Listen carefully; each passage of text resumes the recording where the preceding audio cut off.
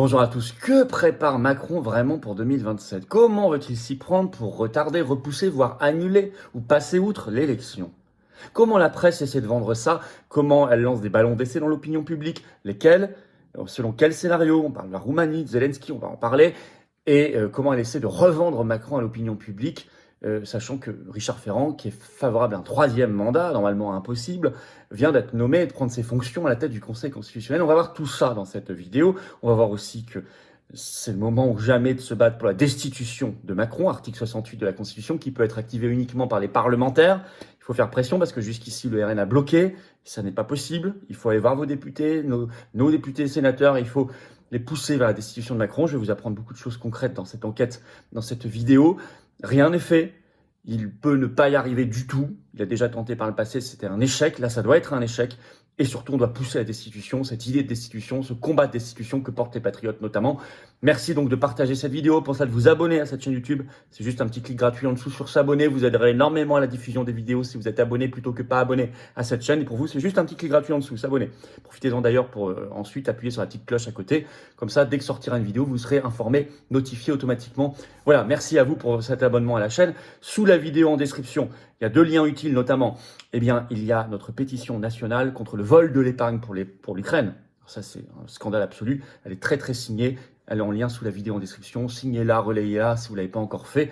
Bravo. Et puis, l'inscription pour la réunion publique à laquelle je serai, que j'animerai le jeudi 27 mars en Saône-et-Loire. Entrée gratuite le soir, ouverte à tous, adhérents ou pas, mais il faut s'inscrire par un lien sous la vidéo en description. On retrouvera notamment notre référente, Nathalie Zig de Saône-et-Loire. Et vous le savez, je vous attends, patriotes. Voilà, je vous attends. Les combats qu'on mène en 2025, ce sont des combats fondamentaux parce que c'est une année décisive. C'est une année tournant. C'est une année qui ouvre des perspectives, qui rebat les cartes. Les lignes bougent, mais à nous de les faire bouger par nos combats et nos actions. Ici, les patriotes, mouvement indépendant, le plus grand mouvement souverainiste et de résistance de France, qui est dans le rassemblement, qui est dans l'action concrète permanente, vous attend. Et vous pouvez l'aider également parce qu'il est indépendant, il n'a pas un euro de subvention publique, or il fait. Et on fait avec vous. Alors vous pouvez venir dès maintenant et vous dire que ça nous concerne tous ce qui se passe et qu'on a envie de se battre pour la France libre, la paix, la liberté, la destitution de Macron, le Frexit, l'avenir, l'espérance, le projet national d'espérance. Vous pouvez adhérer dès maintenant par le premier lien sous la vidéo en description et je vous attends. Ne retardez pas, ne restez pas seul. Seul on ne fait rien, ni vous ni moi. Ensemble, on gagne. Ensemble. Vous pouvez également faire un don au mouvement pour nous aider à faire plus d'actions, parce que nous n'avons pas de subvention publique. Faire un don au mouvement, c'est le deuxième lien sous la vidéo en description. Tout ça est défiscalisé en plus de vos impôts aux 2/3 de ce que vous mettez. Ça fait baisser massivement, concrètement, vos impôts. Profitez-en. Énorme bienvenue aux nouveaux adhérents patriotes et bravo du fond du cœur, dès maintenant aux réadhérents et aux donateurs. On y va. Macron va-t-il chointer, squeezer, passer outre, annuler, retarder, repousser l'élection présidentielle de 2027 ? Selon quel scénario? Qu'est-ce qui se passe? Pourquoi on parle de ça? On en a déjà parlé par le passé, parce qu'il y avait déjà des mots étranges de Macron, de son entourage, souvenez-vous. Mais là, il y a des ballons d'essai. Je cite par exemple ce qui est sorti dans la presse, par exemple CNews ce 7 mars, c'est tout récent, le titre « Pourquoi Emmanuel Macron pourrait-il rester à l'Élysée au-delà de 2027 en cas de guerre ?» On ne peut pas être plus explicite que ça. Donc là, on serait dans un scénario que j'appelle à la Zelensky. Vous savez, Zelensky n'est plus élu depuis 1 an, mars 2024. Mais comme il y a une guerre, il se maintient sans élection. Donc là, on serait dans ce scénario où Macron fait tout pour provoquer la guerre, un climat de guerre en tout cas, pour avoir une justification pour se maintenir hors élection. Et donc ça apparaît maintenant dans la presse officiellement. Pourquoi Macron pourrait-il rester à l'Élysée au-delà de 2027 en cas de guerre? Je vais vous lire le tout début de l'article. Je cite. À situation exceptionnelle, mesure exceptionnelle. C'est dans CNews. Certains articles de la Constitution française prévoient des conditions de crise durant lesquelles les pouvoirs du président de la République sont largement reconsidérés, son mandat prolongé, entre guillemets, pour ramener la situation à la normale. L'un des cas de figure serait une guerre impliquant la France. Tiens. Parmi les différents articles de la Constitution française, 3 font référence à des régimes d'exception. La loi 55-385 datant du 3 avril 55 permet de déployer des mesures de police d'exception en cas d'atteinte grave à l'ordre public ou d'événements présentant le caractère de calamité publique. Alors, ils font aussi référence à l'article 36 de la Constitution qui est l'état de siège. En français, ça s'appelle l'état de siège, c'est l'équivalent d'une loi martiale. Alors, CNews parle du report de l'élection si la situation, je cite, affecte la régularité du scrutin ou celle du fonctionnement des institutions. Ils l'ont déjà fait, hein, vous savez, pour une crise. Ils ont reporté, alors ça n'était que le second tour des élections municipales, mais quand même, à la faveur du Covid, souvenez-vous, en 2020. Bon. Et bien sûr, CNews évoque aussi les pleins pouvoirs, l'article 16 de la Constitution. Alors ça, ce serait le premier modèle qui est en train d'être lancé comme un ballon d'essai pour voir comment ça rebondit dans l'opinion publique. Vous savez, ça fonctionne comme ça. On sort un article et c'est cohérent avec ce que fait Macron depuis le début. On l'a analysé depuis 2022, la guerre d'Ukraine. Il fait tout et on le voit bien hein, ces dernières heures pour remettre de l'huile sur le feu. Là, il veut vraiment qu'il n'y ait pas de cessez-le-feu. Enfin, dans ses dernières déclarations, c'est extrêmement clair. Il n'est pas le seul d'ailleurs. C'est le cas de tous les dirigeants de l'Union européenne. Alors, il y a un autre scénario pour garder le pouvoir, c'est le scénario à la roumaine. Il y a tellement d'ingérence, ma bonne dame, que, notamment russe, bien sûr, qu'on va devoir annuler le scrutin à la roumaine. Alors ça, c'est France Info qui s'en est chargé de lancer ce ballon d'essai le 11 mars, encore plus récent. C'est un édito qui a fait beaucoup de bruit. Je vais vous citer.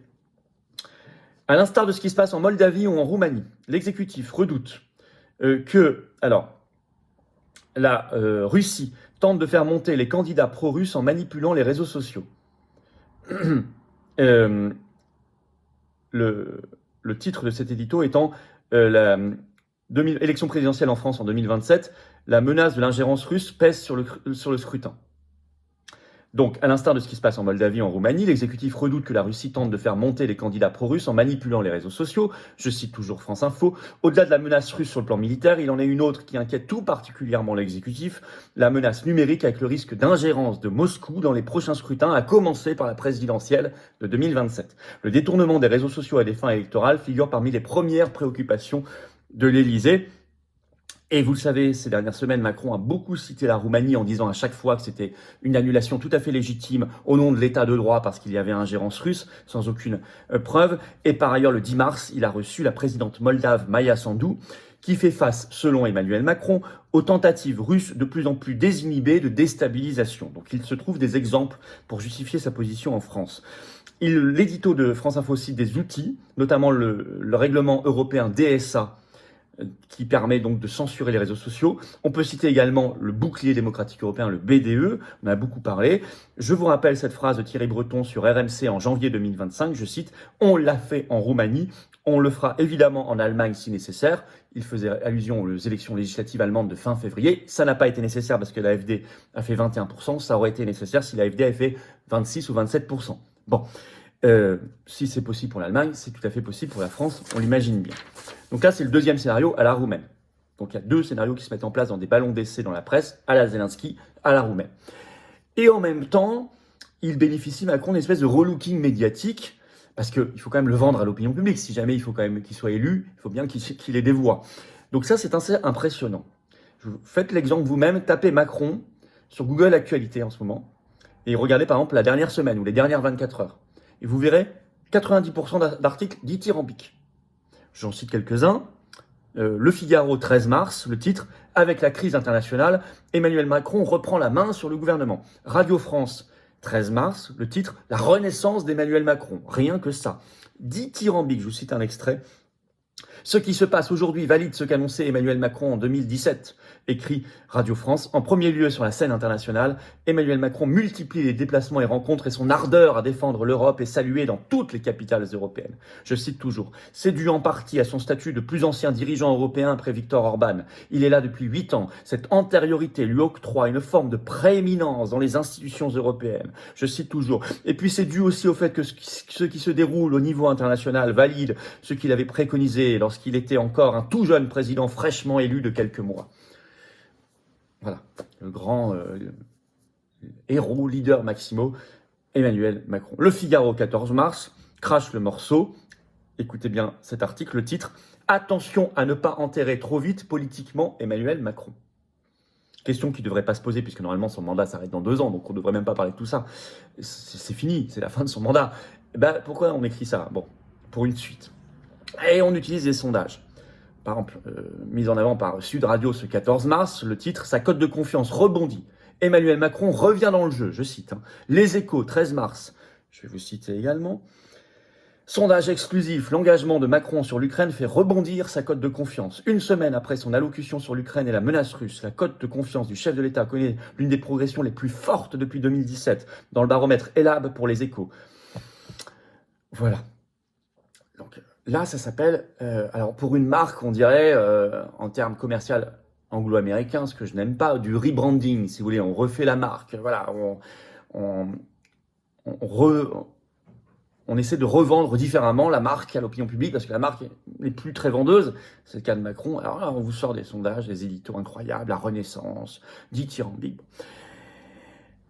Et alors, juridiquement, pour débloquer tout ça, eh bien, et c'est un puzzle, hein, tout est cohérent, bah, c'est la nomination, vous le savez, à la tête du Conseil constitutionnel le 19 février, de Richard Ferrand, très proche ami de Macron, qui a en 2023 plusieurs fois affirmé qu'il trouvait que Macron devait pouvoir faire un troisième mandat. Et là, vous savez, il a été nommé à cause de l'abstention du RN, à une voix près. Donc c'est bien les députés RN qui ont permis cela, ce qui est un scandale absolu, n'oublions pas.